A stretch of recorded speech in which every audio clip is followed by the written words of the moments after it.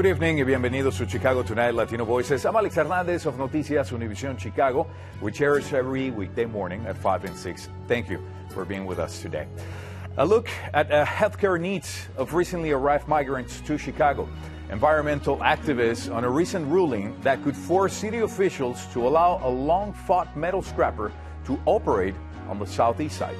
The tongue-in-cheek musical Aztec Human Sacrifice wraps up its run at City Lit Theater.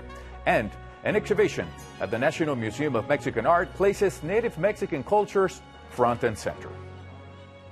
All that coming up at our first story tonight, addressing health needs for migrants in Chicago. That's right after this. Chicago Tonight, Latino Voices, is made possible in part by the support of these donors.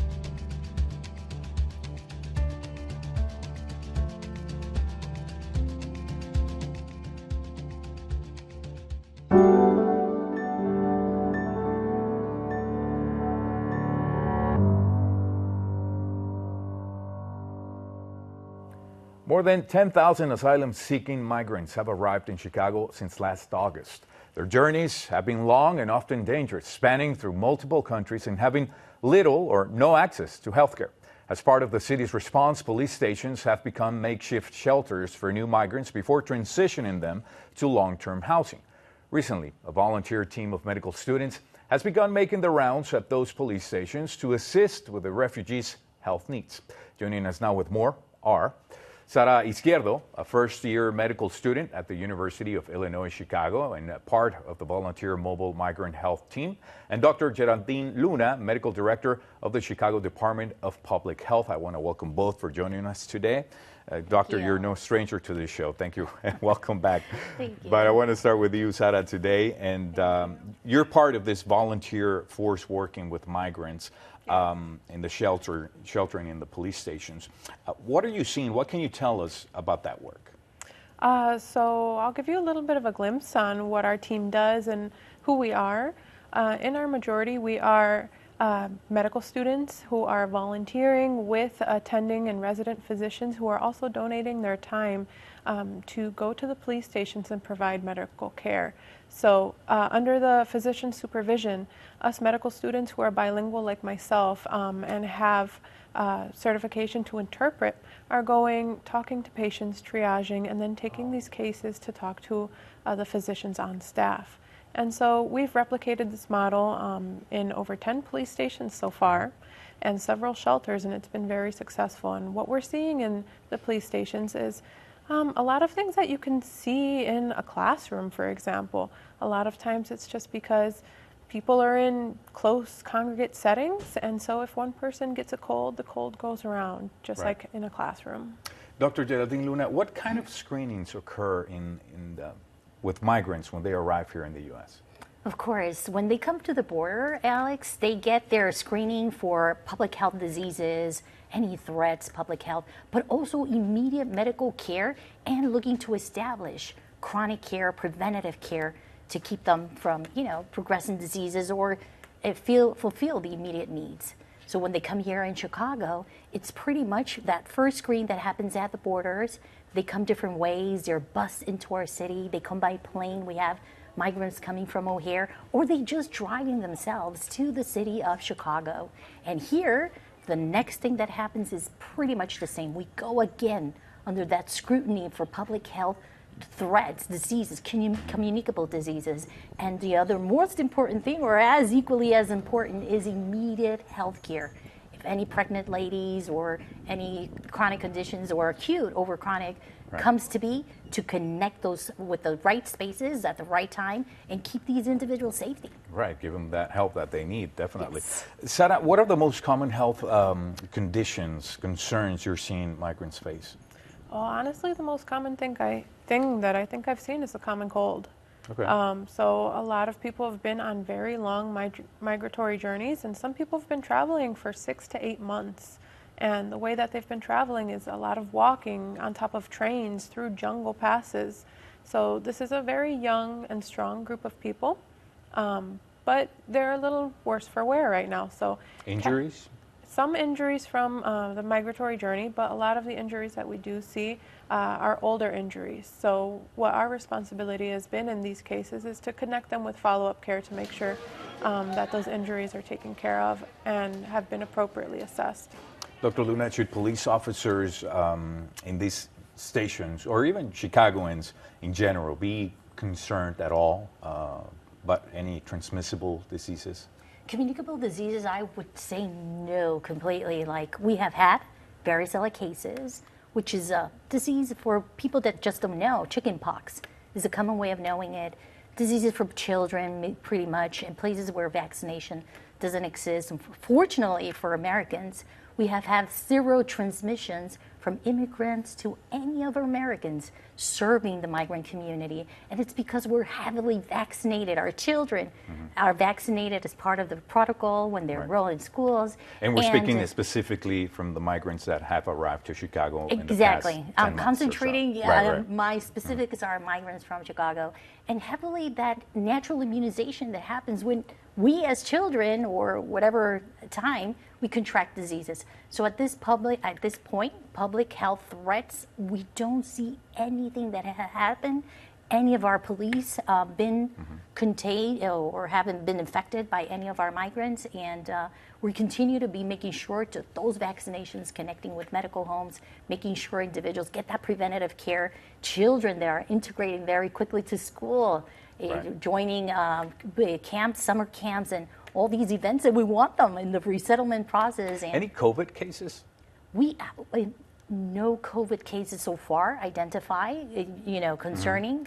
Now it's very difficult because tracking cases it's come second line since it's not a priority. We don't see that much cases, hospitalizations, but we haven't had that in Chicago. Okay. Alex, I think we're, as Sarah mentioned, this is a very young, very healthy community with eagerly looking to get to start to work and resettle in the United States. Sarah, what are some barriers to effective care for migrants? There's a lot of barriers. I think the biggest one is being in this limbo of being in the police stations and then being transferred to shelters. We don't know when the buses are going to come. So getting people to follow up care, getting them connected to clinics has been very difficult because what if a bus comes and takes them to their shelter? That's, who knows, 30, 40 minutes away. So that's one of the big barriers. I think that's going to be resolved soon because they're phasing out the police stations. But the other one is just language. Like for any person in the United States that speaks a language other than English, sometimes it's more difficult to access quality care in a clinic, in a hospital, just with a physician in general. In terms of healthcare, it's important to have confidence in your health provider, definitely. So language is definitely a must. It's important. And Dr. Luna, we'll go with this. What role does the CDPH play in getting those migrants good health care and just getting them the care they need? Of course, Alex, and this piece is important because we had these traditional sheltering that we were doing before we end up in this crisis. Fortunately, that space saturated. Now we're dealing with severe scarcity. And this piece of police, which is non-traditional, this intermediary areas that we have our migrants, has become the challenging thing that CDPH has had to step up in a lot of things that we're normally not healthcare providers. We're just checking after communicable diseases, but now we're centralizing this care. Without our allies, like the way that we have it here with Mobile Migrant and other incredible allies that we have mobilizing in there, checking, it wouldn't be possible. Definitely. And we also have this Medical Reserve Corp that we're asking, we need more volunteers to sign up to be there and trying to provide those immediate cares, those immediate needs, public health questionnaires, making sure communicable diseases are well assessed, timely, promptly, and nobody is at risk. And equally as important, connecting individuals with this immediate health care that they need. So this is pretty much what we're doing. Well, thank you so much for joining us today, and thank you also for all the great job that you guys are doing. Thank you, Sara Izquierdo and Dr. Geraldine Luna. Thank you for having us. Undocumented immigrants are also set to receive help with health care. This week, Governor J.B. Pritzker signed a $50 billion state budget into law. The spending plan not only increases dollars for early childhood, K-12, and higher education, but also provides $550 million to go toward health care costs for undocumented immigrants. That program was speculated to cost as much as $1 billion, but the cost was negotiated down. Pritzker defended the line item, saying that it is not only the right thing to do, but cost effective. We save money when we invest in health care for undocumented immigrants, because you know what happens if they don't get health care, basic health care? They end up in an emergency room, and we all end up paying for that. There's more on the $50 billion spending plan on our website if you want to look into that. What does it mean to be Native Mexican after centuries of colonization, and how do those cultures present themselves today despite efforts at their erasure? Those are the questions at the heart of the exhibition Los Huecos del Agua at the National Museum of Mexican Art. The exhibition features works by artists with roots in the Native Mexican cultures and has traveled to Chicago after presentations in Mexico City and Puebla. Producer Erika Gunderson has a look. Lluvia Dorada es una pieza que hago en un formato grande, ya que es una pieza que parto de un elemento que conforma la indumentaria de la mujer tehuana. Este es un pedazo que se lleva en el cabello, es un elemento que es muy pequeño, de 10 centímetros. Artist Ana Hernandez hails from Tehuantepec, Oaxaca, a city on Mexico's isthmus famous for its matriarchal culture. She says she uses traditional techniques and materials that reflect the region in her work. Y el oro siempre ha estado muy presente en el istmo porque es más que nada que sea un valor económico, es un valor que se transmite de generación en generación. Despite 500 years of colonization and forced Hispanicization, the identities, traditions, and customs like those in Tehuantepec endure, and that's what the exhibition Los Huecos del Agua at the National Museum of Mexican Art aims to explore. The exhibition features works by artists from across Mexico, all of whom have ties to original peoples. Es un proyecto que visibiliza cómo el Estado mexicano nos enseñó a ver al indígena y han borrado la individualidad, las particularidades de cada pueblo, y así nos educaron. Pues se nos olvida que eran como naciones, que cada uno hablaba su lengua y cada uno tenía un modo de pensamiento muy particular. Entonces es una oportunidad para llegar a distintas geografías y tocar estos temas que son muy relevantes. Juchitán native José Ángel Santiago adapted the ancient fresco technique, usually used for murals, to create his work Tremor en el Istmo. Específicamente esta pieza surge de una serie que tiene que ver con el temblor que hubo en Juchitán en el 2017. Después de cuando pasó el temblor, por muchas razones me quedé en Juchitán o volví a Juchitán como un año, 8 meses, 9 meses tal vez. Santiago says the beliefs the people of Juchitán had about the earthquake's origin are reflected in his work.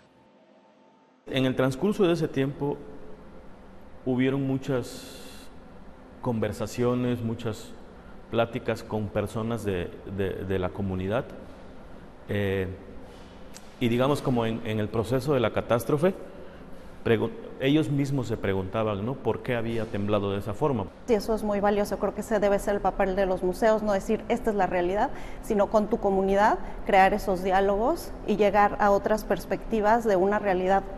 For Chicago Tonight, Latino Voices, this is Erika Gunderson. Los Huecos del Agua is on exhibit at the National Museum of Mexican Art through August 27th. You'll find more on that information on our website.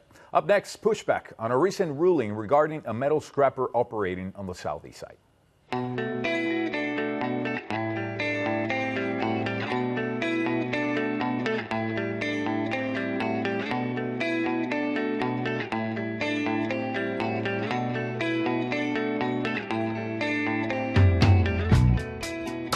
Activists are vowing to keep fighting a metal scrapper from operating in their community. Chicago Department of Public Health officials had determined last year the operation posed an unacceptable risk to the health of nearby residents. However, an administrative law judge has now ruled that the Reserve Management Group, known as RMG, does not meet the requirements for the permit it needs to operate Southside Recycling, a metal shredding and recycling operation on the southeast side. Mayor Brandon Johnson's team says it's actively working on an appeal. Joining us now with more are CHERYL Johnson, Executive Director of People for Community Recovery, and Oscar Sanchez, Community Planning Manager for the Southeast Environmental Task Force. I want to welcome both for joining us. We also invited Southside Recycling and its parent company, but they denied our request due to ongoing litigation. They sent actually a statement, which we'll get to it in a bit, but first, I want to get to you guys first. Thank you for joining us again. And Oscar, I want to start with you. This issue actually with the Southside Recycling and pollution in your community is personal. Can you tell us why? Yeah, for me, this is an important issue because like my own family has been affected by respiratory issues. It's an important issue. My brother had to wear a mask to breathe from 5 years old to 10 years old to be able to sleep at night. My grandparents just both passed away to respiratory issues. My grandmother having holes in her lungs. And my story is not uncommon. These are stories of families throughout the 10th Ward, throughout the Southeast Side, throughout East Side, Oakdale Gardens, Little Village, Mount Assault, and McKinley Park. This is a story that we are not statistics for this life expectancy. We are living, breathing community members. Yeah, definitely. You're living it pretty much. CHERYL, what was your reaction to finding out about this new ruling? You know, my reaction is that, you know, doing this work for 40 years and we still at ground zero in Chicago. There's progress being made all around this country, but here in Chicago, you can cut it with a knife how deep environmental racism goes in the city of Chicago. And we as environmental justice crusaders, as I call us, we're fighting to change the mindset of that. You know, it's not business as usual like it used to be in the city of Chicago. We're standing up and we are demanding our rights to equal environmental protection and to dismantle environmental racism. Thank you, CHERYL. As I mentioned earlier, Mayor Johnson says the plans to appeal this ruling, and well, they sent actually a statement, RMG sent a statement stating the following. The facts are that Southside Recycling followed the city's strict rules that were adopted in 2020 with this project in mind after a lengthy public process, and our environmental controls perfectly match a 2021 U.S. EPA enforcement alert that details best practices in the metal shredding industry. Oscar, what health concerns led Lightfoot originally actually to deny RMG a permit last year? I think it goes into looking at what organizers have said for the longest, looking at the cumulative impact from this. We have to look at the whole picture of the industrial processes happening here in our area, in the Calumet area region. So for us, when we talk about a companies following the regulations and zoning, it doesn't matter. The same thing can be said about pet coke. Our fight against pet coke, there was to those standards, but we are living and experiencing these health defects. So for us, it's about how the community impact and how we hope with the executive order from Lori Lightfoot continues to be a tool to uplift health and looking at the whole pictures of demographics, of race, of age, of poverty, that take into consideration all the factors when it comes to permitting processes. And when you look at that, the judge, the administrative judge, did not look at the public health lens that are necessary to uplift our health. CHERYL, can you weigh on that too as well? What do you see in your community in terms of pollution from these large industries? Well, you know, actually, it's unbearable. It has improved over the years, I can say. But if we just really think about it, look what the forest fires doing in Canada is having an impact on our quality air here. Multiply that by all the 350 industries that we have in Southeast Chicago that do some kind of emitting process. So it's unbearable to say that they follow the rules and the guidelines, because those rules can be broken and addressed and adjusted before the reporting requirement. You know, we have to look at the legacy of this city and this state when it comes to permitting processes. They never denied a permit to any of these industries, knowing they had explosions, knowing they had numerous violations. And even before General Iron relocated to the southeast side of Chicago, they had an explosion over there, numerous violations. So when you look at the permitting process from historically, that this city and this state never denied the opportunity. They just didn't care about the negative impact it have on the quality of life of residents who live next to it. You know, it has a lot to do with political prerogative. You know, what about community prerogative when it comes to, I want to breathe clean air, I want to drink safe water, I want to live on land that's not contaminated, and for our future generation. So, unfortunately, it has to start with General Iron. We're not going to let General Iron or any other future dirty industry to come back in our neighborhood to continue to kill us. Well, speaking of politics, well, you know, sometimes it's worse. Let me say this. Sometimes it's worse than these young people out here shooting a gun because these industry is killing kids that is not even born yet. And that's damaging. So we need to change this. Mayor Johnson says he plans to appeal this ruling, like I mentioned earlier. WTTW News asked him on Wednesday whether he would back an ordinance allowing the city council to take into account the cumulative impact of polluting industries on particular Chicago communities. Here's what he had to say. So we will be exploring all of the options that are available to us in order to make sure that we are meeting the expectations and the demands that the city of Chicago and the residents have put forth. As many of you all know, I'm raising my family in Austin. We're one of the hot spots when it comes to environmental injustice. So we're going to explore all of our options. We're going to make sure that we do what is right by the people of Chicago. Oscar, and we're short on time here. Are you hopeful or confident Mayor Johnson will stand shoulder to shoulder with activists in this fight? So what I've always said is that Brandon Johnson, as Cook County Commissioner, stood with us at the final press conference before the denial of the permit for General Iron. So with that, I hope that he continues to have that legacy and the support of our communities by having these actions. So for me, we want to say we have hope, but we also want to see what happens within these next 100 days. Our thanks to CHERYL Johnson and Oscar Sanchez for joining us today. Thank you very much.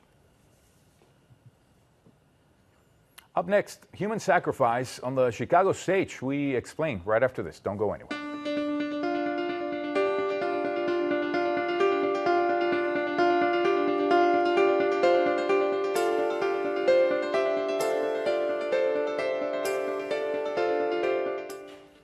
The ritual of human sacrifice in Aztec culture provides the unlikely backdrop for a musical at City Lit Theater in Edgewater.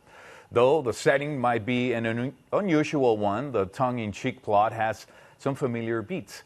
The evening before the Aztec Empire's new millennium, a young man chosen for sacrifice begs his priest father to reconsider and then runs off with the emperor's daughter. Costume designer ANDRÉS MOTA says with its all-Latino cast, the stripped-down production is a lot of fun and has a lot of heart. All men shall kneel before you. For at dawn, you shall die to save the world. I'm honored, Your Holiness, but something's been bothering me.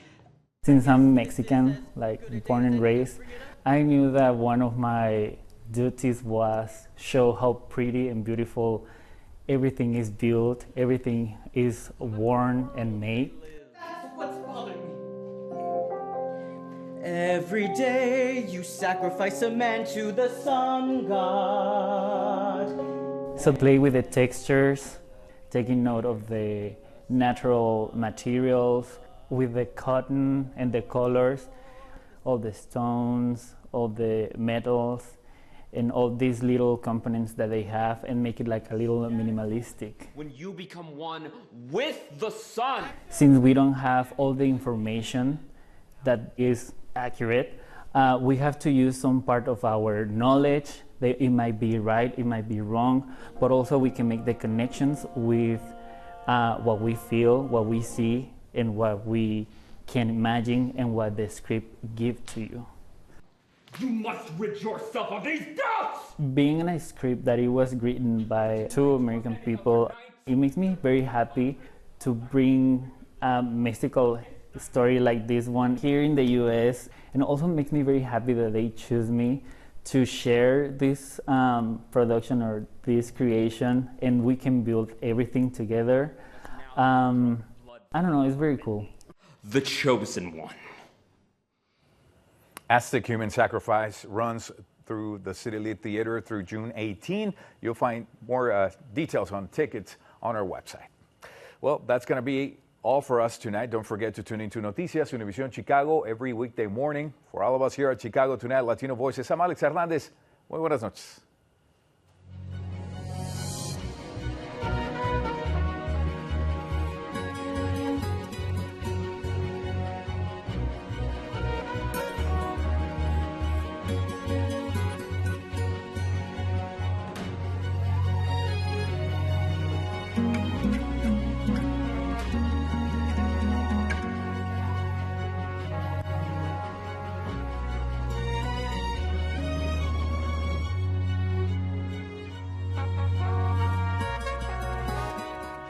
Closed captioning is made possible by Robert A. Clifford and Clifford Law Offices, a Chicago personal injury and wrongful death firm that is proud to recognize its 18 attorneys selected for the 2023 Super Lawyers List.